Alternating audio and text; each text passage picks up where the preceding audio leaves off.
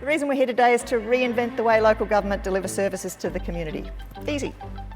Last year, our first Mav Hack, we came up with solutions that were viable and implementable. 2 of them have been developed since.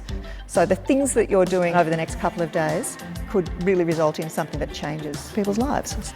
So this year, we're hacking 2 common issues in 2 regional locations at the same time. We have teams looking at how we can make local roads safer, better, less expensive to maintain, and how we can help create local jobs and business opportunities for Aboriginal and non-Aboriginal people who want to live and work in the area.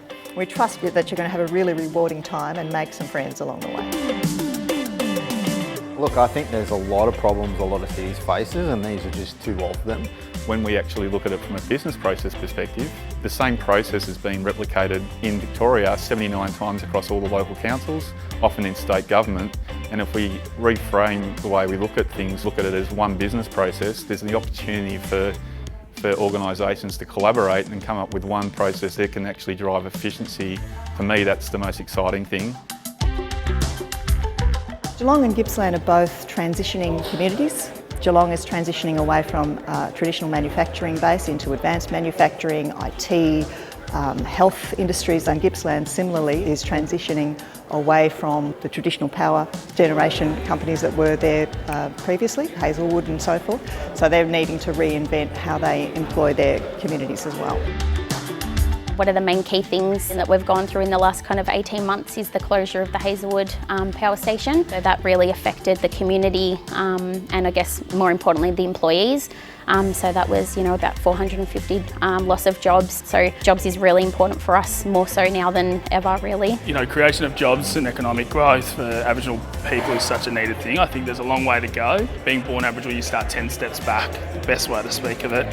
You face racism, discrimination, your life expectancy is 20 years younger than someone that's not Aboriginal, and just all these other things, living in 2 worlds, so to speak. We've just come through from doing case study review with the Indigenous students from out the back here. They've kind of said we're on the right track.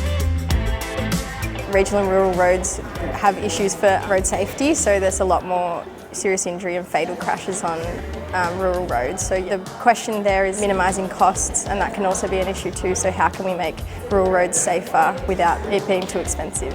It needs all the attention that it can get.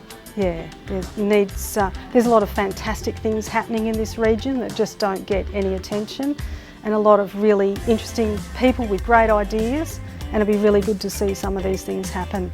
It might seem that I'm a bit of a wild card, but there's some people that I've met today that certainly will be useful connections in the future with what we're doing. At the end of the day, it's about impact. So we're here to create a solution that has a real impact, and that would be the priority.